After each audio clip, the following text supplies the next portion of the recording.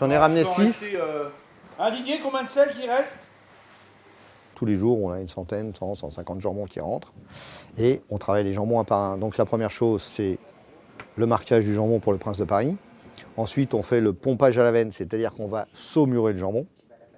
À l'ancienne, on injecte la saumure par le système veineux.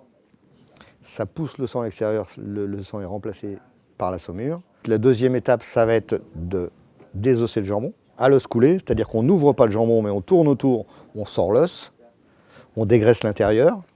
Ensuite, on va le mettre en trempage, 24 heures. Il va continuer à se saler tranquillement. Et ensuite, on va mettre le jambon dans une chaussette, ce qu'on peut appeler le torchon pour certains, et on va le mettre sous vide. Et là, il partira en cuisson la nuit, pendant 8-9 heures en moyenne. Ensuite, il va rester dans son jus de cuisson, refroidissement, une huitaine de jours. Et ensuite, démoulage, mise sous vide et vente. Vous me faites quoi, du GIA là? C'est quoi que vous faites? Ça, c'est jambon fumé. Ça, c'est tu moules les GIA. C'est la dernière salaison, c'était la dernière salaison parisienne, effectivement, parce qu'aujourd'hui, en région parisienne, il y a de moins en moins de salaisons, il en reste très très peu.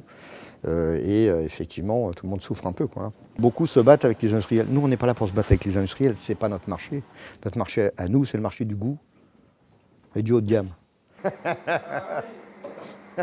avec les doigts, ça va être difficile. Et je suis bon pour les cartons aussi, là, quasi là.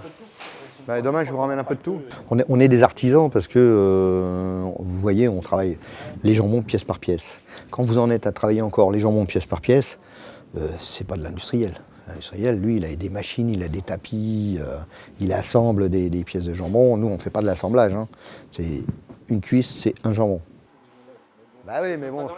Ouais, c'est 2 fois dans la semaine. Et puis, c'est pour la bonne cause. Hein. C'est pour toi, hein. C'est ce que tu veux. Donc, le seul problème qu'on a, c'est, bah oui, il faut des braves, il faut des professionnels. C'est pour ça qu'on forme des gens. On forme des gens au métier. Voilà. Ça, c'est le plus compliqué, c'est de trouver des jeunes qui ont envie de le faire. Et puis, nous, les écoles de charcuterie, ça ne correspond pas tout à fait à ce qu'on fait, quoi. Si le jeune, il fait que du jambon, bah, il ne va pas apprendre à faire du pâté ou à faire autre chose, quoi. C'est comme le reste, hein. Faut que tu apprennes, c'est tout. Hein. Bon, bah, c'est bien, c'est bien. Il y a des amalgames qui sont faits, il y a des mélanges qui sont faits, il ne faut pas tout mélanger. Hein. Je pense qu'il y a des fois des émissions qui sont faites, on devrait faire le distinguo entre ce qui est fait d'un côté et ce qui est fait de l'autre. Les gens sont un peu fatigués de manger des trucs dégueulasses qui n'ont pas de goût. Ils veulent payer peut-être un peu plus cher, mais manger mieux. Alors c'est vrai que c'est pas beaucoup plus cher de manger mieux. Hein. Un bon sandwich bien fait, vous ne trouvez pas que c'est extraordinaire? Un bon croque-monsieur bien fait, il n'y a pas photo. Oh. Tu remanges encore, toi? Du jambon, tu veux un petit bout de jambon? La blouse, là, oui. Tu la fermes bientôt plus avec tout ce que tu manges comme jambon. Oh, je te jure. Hein. C'est ça, c'est la première chose. Quand vous faites un métier, si vous n'aimez pas ce métier, vous ne faites pas bien les choses. Quand vous aimez le métier, vous faites bien les choses. Si en plus, bon, nous, on est dans les métiers de bouche, si on aime bien manger... Hein.